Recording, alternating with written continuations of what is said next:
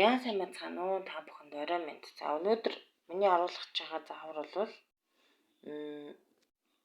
Binance дээр байдаг одоо энэ P2P үйлчилгээг ашиглаад хэрхэн өөрийнхөө хаан банкны данс руу Binance дээр байгаа балансаа ямар ч одоо шимтгэлгүйгээр шилжүүлэх вэ гэдэг тухай. За мөн буцаагаад өөрийнхөө хаан банк ч юм уу Монголд эзэмшиж байгаа данснасаа тухайн одоо өдрийнх нь ханшаараа USDT дээр худалдаж аваад Binance руугаа орлого одоо ямар шимтгэлгүйгээр хийх вэ гэдэг энэ үйлчилгээг та бүхэнд хэлье. За яагаад энийг одоо ярьж байгаа гэхээр өмнө нь бол яг өөрийнхөө одоо сургалтын дансан дээр туршиж үзээгүй байсан. За мэдээж хүмүүсийн постууд бол байсан. Гэхдээ туршиж үзэх тийм хэрэгцээ гараагүй учраас туршиж үзээгүй байсан.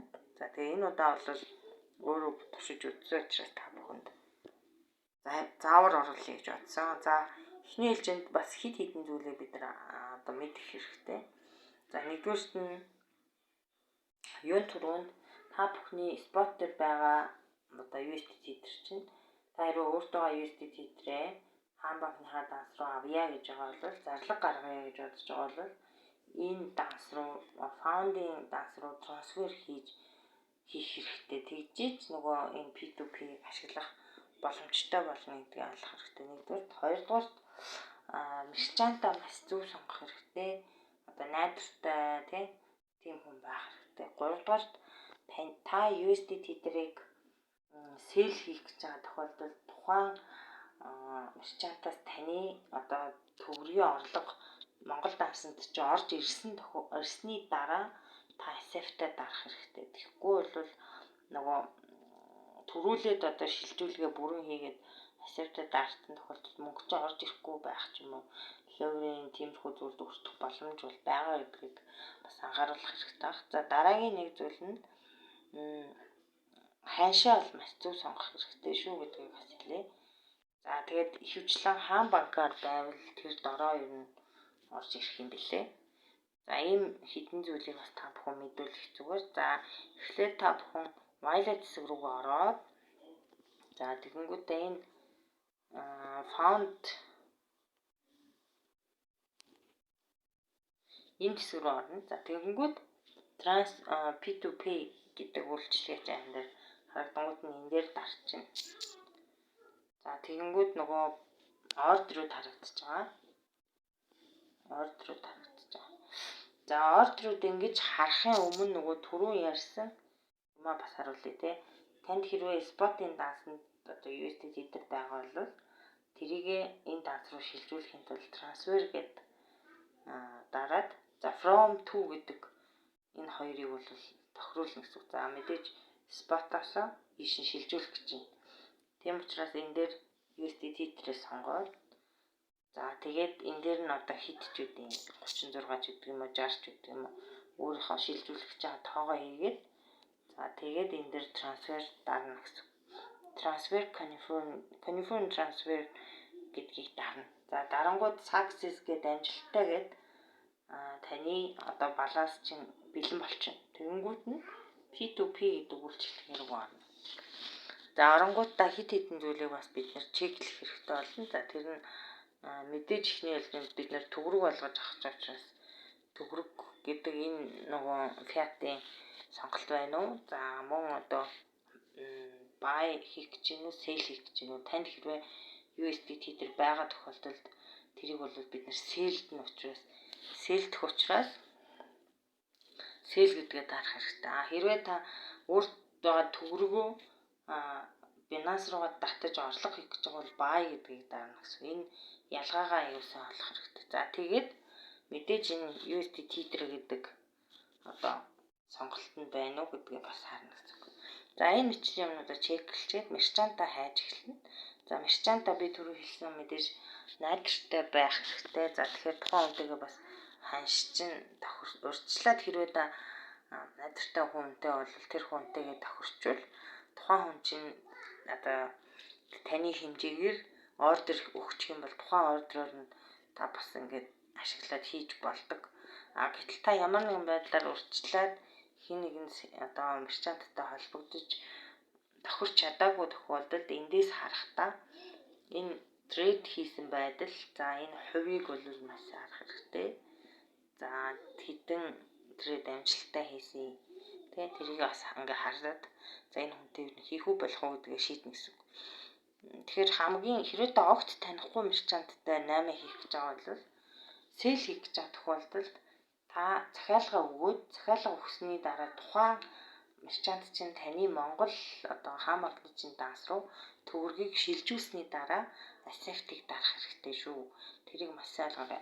Buy хийх гэж байгаа буюу та өөрөө гаднаас одоо төгрөгөөр USDT төр худалдаж авах гэж байгаа бол эхлээд заавал тэр хүн рүүгээ мөнгөө шилжүүлж ийж мерчант руугаа мөнгөө шилжүүлж ийж таны USDT төр чинь орж ирнэ гэдгийг бас ойлгоорой. Энэ дараалал ойлгочих хэрэгтэй. Тэгэхээр ер нь найдвартай хүнтэй аль алины хийвэл их зүгээр шүү. За тэгээд бидний хувьд бол сэл хийх гэж байгаа учраас за энэ хүнтэй зүгээр энэ ханш за нэг ширхэг нь 2888-аар зарья гэд дажгүй байна гэж үзвэл бид нэр сэл гэдэг дарна. Гэхдээ нэг юм анхаарах хэрэгтэй. Энэ хүн чинь доотлол нь одоо 100,000 төгрөг тий төгрөгтэй тэнцэх хэмжээний USDT трээр буюу дараад орохоор 34.68 USDT төр доотлол нь за дээдл нь бол ийм хэмжээгсэн захиалгатай байгаа учраас таны доод баланс энэ хүний одоо юунд захиалгад хүрж явах хэрэгтэй гэдгийг анзаарах хэрэгтэй. За тэгээд нэг бүрийнх нь ханш нь ийм юм байна. За энэ бол танд таалагдчих болно гэж үзвэл энэ хүнтэй 8 хийх гэж байна. За тэгээд энэ дээр одоо USDT трээ 30 гэдгийг 50 ч гэдэг юм оруулна гэсэн үг. За тэгэнгүүтээ 50 USDT трийг оруулаад бид нэр эхлээд урьдчилсан байдлаар сэл захиалга өгөх гэж байна. Ордер өгөх гэж байгаа. За тэгэхээр дараа нь бид нэр select transfer гэдэг рүү payment гэдэг рүүгээ ороод банк трансфер гэдгийг дарна. За дарангууд яах юм гэхээр энэ дээр банкны дансны дугаар бичих. За тэгээд тухайн банкны нэрийг нь бичих гэсэн ийм хоёр гол чухал хоёр цонх гарч ирнэ. За энэ дээр нөгөө бидний сайн мэддэг 50 дач юм уу хаан банкны дансаа хийгээд энэ дээр банкны нэрийг бичээд хаан банк ч юм уу тий зүгээр л банкны нэрээ л бичиж ингээ хаан банк гэж бичээд за энэ branch гэдэг хэсгийг бол хоос орхичих юм билээ. Хоос орхиод за энэ хэсгийг бол хоос орхичин. За тэгээд confirm дарна гэсэн. За эхний хэлжинд confirm дарахаар яах юм гэхээр таны хаан банкны дансны дугаар ингээд сэвлэгдээд ерөөдөө энэ P2P үйлчилгээг ашиглаад ордер өгөх эрх чинь нээгдэж байна гэсэн үг. За тэхийн тулд саяны энэ мэдээллүүдийг бөглөөд ингээд өгөнгүүд таны Binance бүртгэлтэй одоо утасны дугаар дээр код ирээд баталгаажуулна гэдгийг бас ойлгох хэрэгтэй. Энэ дээр дансны дугаараа бичээд банкны нэр хаан банк гэдгээ бичээд confirm дарахад одоо нөгөө таны бүртгүүлсэн утасны дугаар дээр код ирэх send код хийх хэсэг гарч ирж байгаа. Тэнгүүд тэрэн дээр нь send кодоо хийгээ баталгаажуулангууд эхний удаадаа бол хамгийн анхны удаадаа зөвхөн хадгалах одоо тэр эрх нь үүсэх тэр үйл явц явдаг. Тэгэнгүүт бид нар буцаад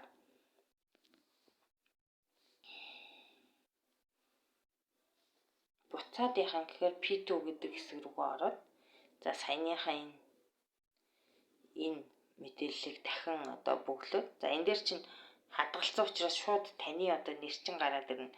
Тэгэнгүүт тэр хэсэг дээр нь та confirm дараал тэгэл сэл хийчихнэ гэсэн.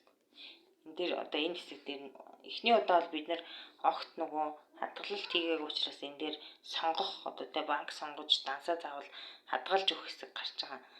Хадгалаад өгсөн тохиолдолд энэ хэсэг дээр таны хаан банкны чинь дансны дугаар хаан банк гэдэг нэр банкны чинь нэр хоёр гараад байна. Тэгэл та тэрэн дээр нь энэ дээр тоо хэмжээгээ хийгээл сэл дарангууд тухайн хүн дээр чинь ордер үүсчихин гэсэн. Тухайн хүн дээр чинь сэл ордер очичин гэсэн.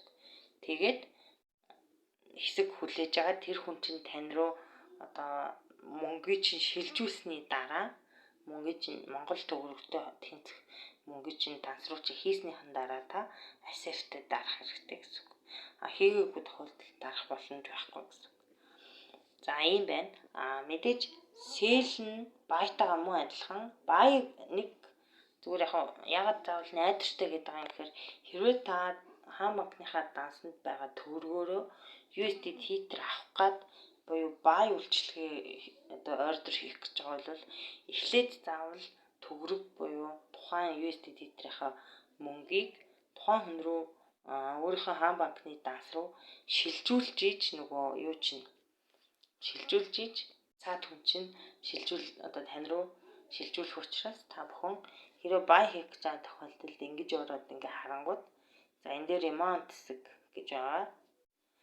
За энэ дээр нь жишээ нь ингээ зүгээр бай гэж дарахаар за ингээд дарангууд энэ дээр чат бичих хэсэг гингүүтээ за энэ дээр next гэхээр ийм хэсэг харагдчих. За энэ дээр нь за нийт одоо 332 USD Tether гээд тэнгууд за төлбөр төлөх хэсэг гээд дарангууд за энэ хүний дансны дугаар байгаа. За одоо энэ дансны дугаар. Тэгэхээр энэ дансны дугаар руу бид нэр саяныхаа энэ захиалгын одоо мөнгийг хийж ийж болвол юу байна гэсэн үг. Хийж ийж таны USDT дээр ч орж ирэх учраас та одоо найдвартай хүн сонгох нь илүү хэрэгтэй гэдгийг бас би та бүхэнд хэлье. Тэгээ та бүхэн бас анзаараарай тий. Би бол зүгээр жишээ учраас энийгээ дуталчихъя.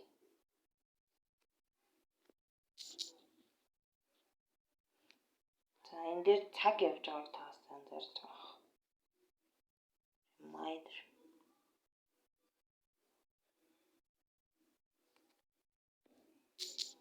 За ингээд